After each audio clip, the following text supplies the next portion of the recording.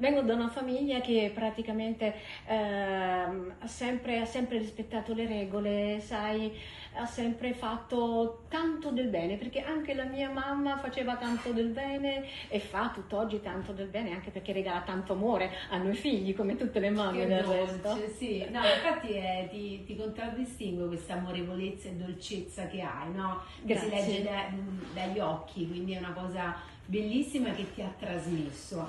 Invece Grazie. Anna, quando hai capito che la musica sarebbe stata la tua strada?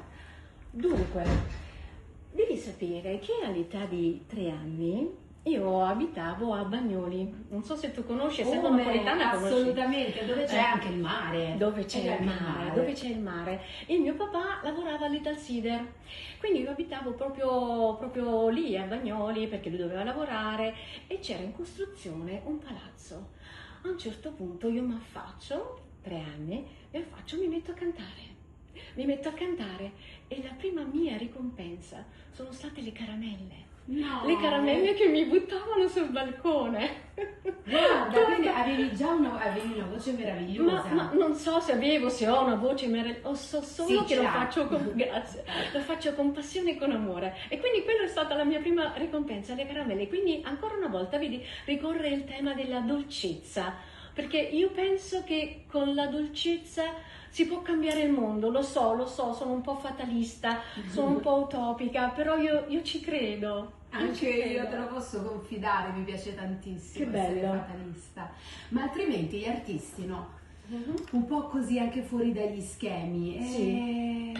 Dove la prendono la creatività, quell'immaginazione, quell'essere sempre un po' sopra le righe, un po' di quella sana follia, eh? Sì, Ed è una cosa importante. è importante perché bisogna essere un po' sognatori, io dico, perché altrimenti non si possono scrivere canzoni d'amore, canzoni, come hai detto tu prima, che parlano del sociale, perché noi dobbiamo osservare e magari dar voce a chi vorrebbe fare questo, a chi vorrebbe mandare un messaggio d'amore, un messaggio di pace attraverso la musica. Eccoci qua, noi siamo a vostra disposizione. È vero, è una grande responsabilità e tu la senti come tale o è per te una cosa leggera farlo, avere ecco, la voce esposta e parlare per chi non può parlare, per chi non ha voce. Allora, invece è un fanciullino, quindi la mia famiglia dice, mia figlia mi dice, mamma, tu sei un'eterna sognatrice. Ecco, io tento di parlare con quella schiettezza, con quella naturalezza che solo i bambini riescono a fare e quindi esprimere anche concetti, magari grandi concetti, ma racchiudendo con un solo termine. E il termine che mi si addice di più è amore, passione, voler fare del bene e portare avanti i colori della mia città. I colori della mia città che sono i colori più belli del mondo, essendo io una cantante, un'artista, ho viaggiato tantissimo, sono stata anche in America. E io lì volevo arrivare, ci volevo arrivare perché sei stata a New York. Ti sei Sì. trasferita, è stato un viaggio di lavoro tuo personale. Cosa è successo? Cosa ti ha portato ad allontanarti da Napoli, dal tuo vero amore, no? In un certo senso. Sì, è vero, è vero. Un po' mi ha portato la famiglia e un po' mi ha portato, ecco, il titolo di ambasciatrice della canzone napoletana del mondo. E quindi come tale io ho portato la bella musica napoletana dappertutto, in tutte le parti dell'America. Pensa che in Georgia sono stata la prima a cantare classico napoletano in una chiesa consacrata, No, che una chiesa figo! consacrata dove c'era tanta gente e loro mi venivano vicino, mi facevano capire, non capiamo, però attraverso la tua voce sentiamo l'anima. Che E bello! queste cose, guarda, veramente è bello perché ti fanno sentire bene, vuol dire, Anna, ci stai riuscendo a far accapponare la pelle alle persone. Infatti penso che per te, no? Per un artista come te, per chi canta, no? E Sì. racconta qualcosa penso la cosa più bella sia proprio arrivare alle persone. Quando noti che ci sei riuscita, quando capisci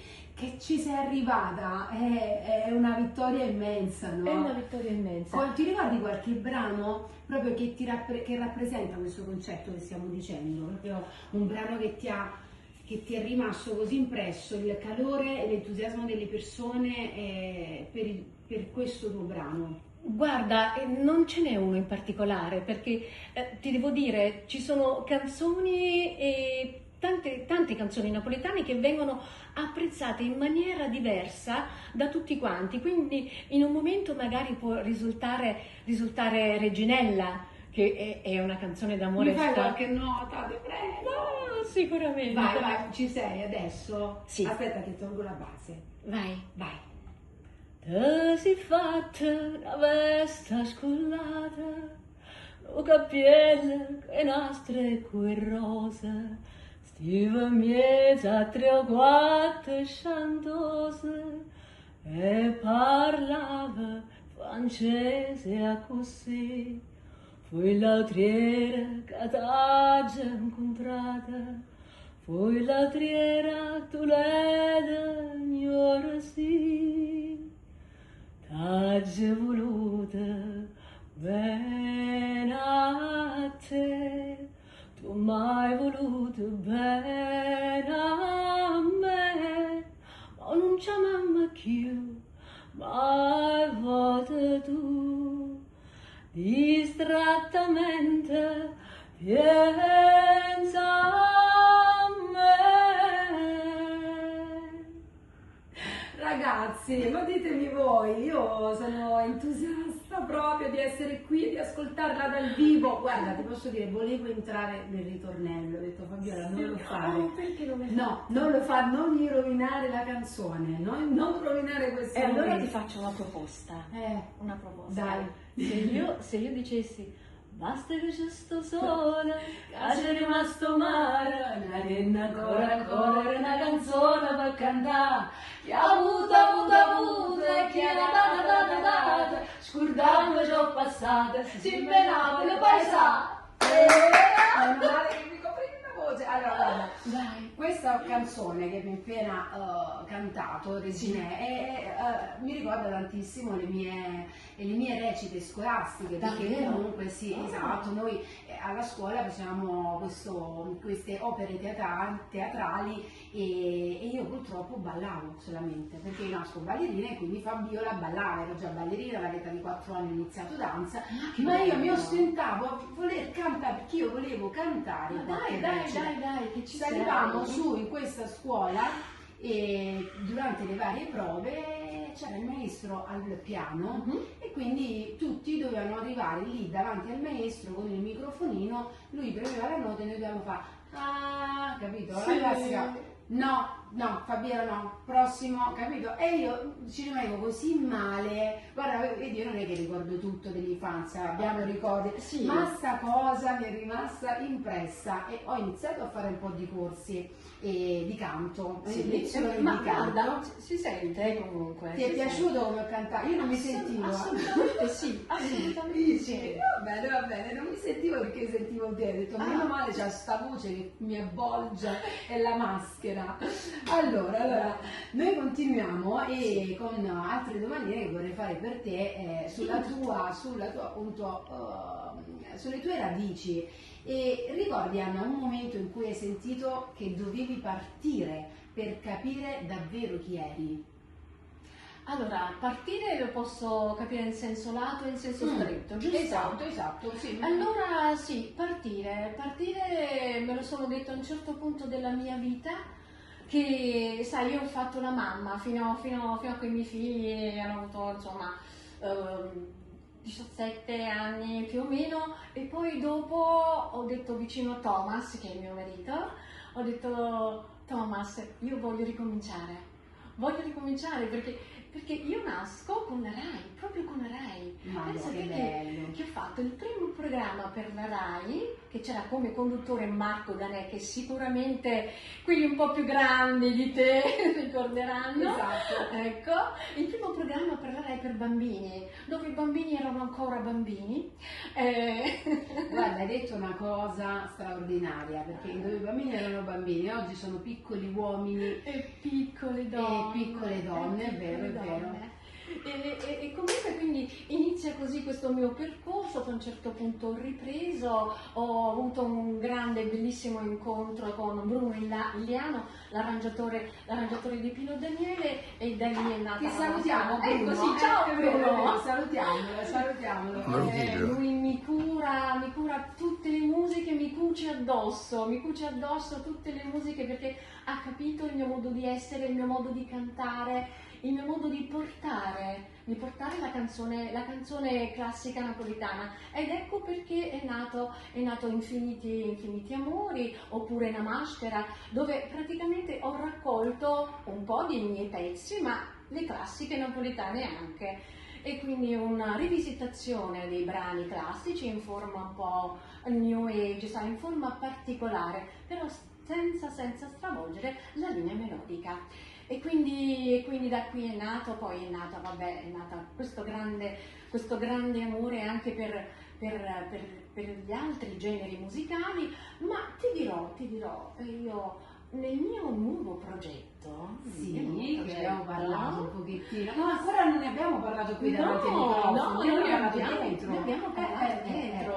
E allora che faccio? Continuo o faccio uno stop per il momento? Sì, ci torniamo dopo, perché dopo andiamo proprio a capire il tuo presente, il tuo successo, cosa stai architettando, cosa hai in pentola, cosa bolle. Però Anna, hai detto una cosa bella a proposito di Bruno con cui collabori. Quanto è importante appunto per un artista trovare collaboratori e persone con cui non devi spiegare nulla, cioè c'è un'empatia straordinaria e cioè è faticoso, no?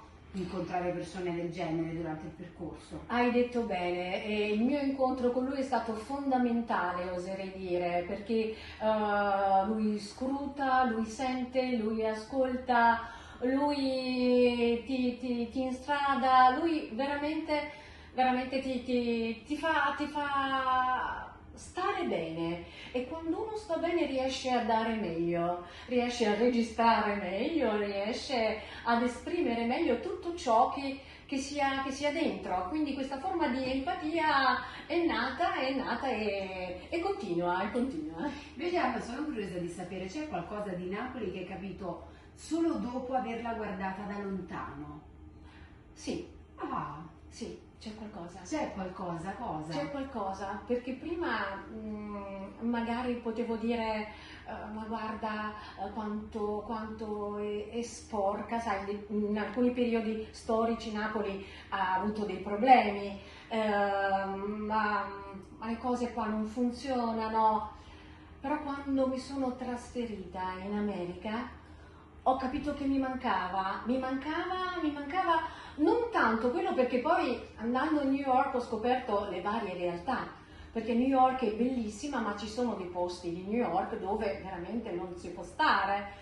Intendi pericolosi? Sì, pericolosi, e magari anche poco, all'epoca, no?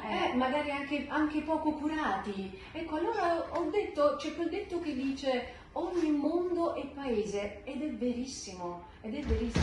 E poi una cosa che mi mancava in modo particolare era la gente di Napoli. Io guarda, ti avrei chiesto, Anna, che differenza notavi, perché immagino che la tua voglia di scoperta, di scoprire, di guardare, osservare un posto nuovo, quindi New York in questo caso, era tanta, però allo stesso tempo le tue radici e la tua appartenenza con Napoli era così forte. Appunto, cosa notavi?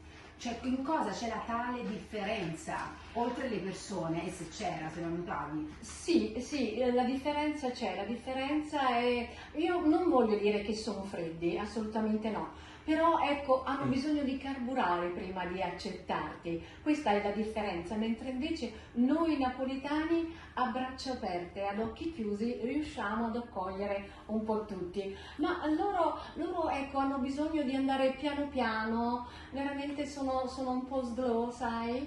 Sì. Però poi una volta che sei entrato tra virgolette nelle loro grazie, loro ti accolgono e ti fanno sentire a casa e ti mettono a proprio agio. Quindi magari ragazzi dopo 2 mesi che tu arrivi, non conosci nessuno, già ti senti piccola così, perché immagino un posto nuovo, vai in confusione totale, destabilizzatissima, piccola, giovane, sognatrice. 2 o 3 mesi ci siamo, poi vuoi entrare nella New York. E invece Anna, se dovessi raccontare le tue radici non con una canzone ma con un'immagine, quale sarebbe? Guarda, hai fatto bene a dare un po' la musica, sai perché? Perché ci devo pensare. Ci sono un po' di immagini, ecco, la prima che mi viene in assoluto è il Vesuvio. Che bello, bello. È il Vesuvio, che è un po' l'emblema della nostra città, la nostra cartolina.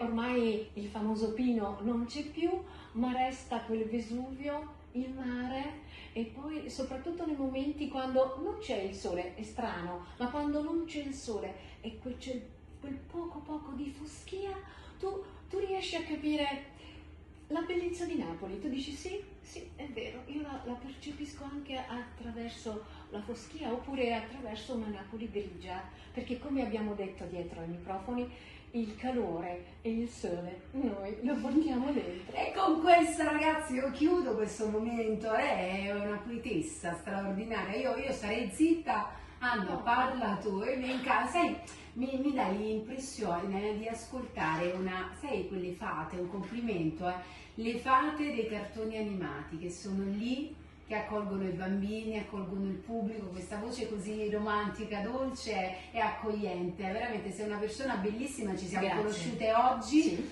E ora torniamo con i tuoi aneddoti, con il tuo presente e con il tuo futuro. Io vi lascio con Ormai Siamo di Anna Calemme, tra poco. La nostra chiacchierata, intervista è finita. Sì. Anna Calemme è arrivata qui ai microfoni di Rai Radio Live Napoli, mi ha fatto vivere un viaggio straordinario. Grazie a te che con la tua voce trasmetti le emozioni, e questa secondo me è la cosa fondamentale. Guarda, è una poeta. Ciao ragazzi, da Napoli senza confini, Fabiola Ciminella. Ciao. E Anna Calemme.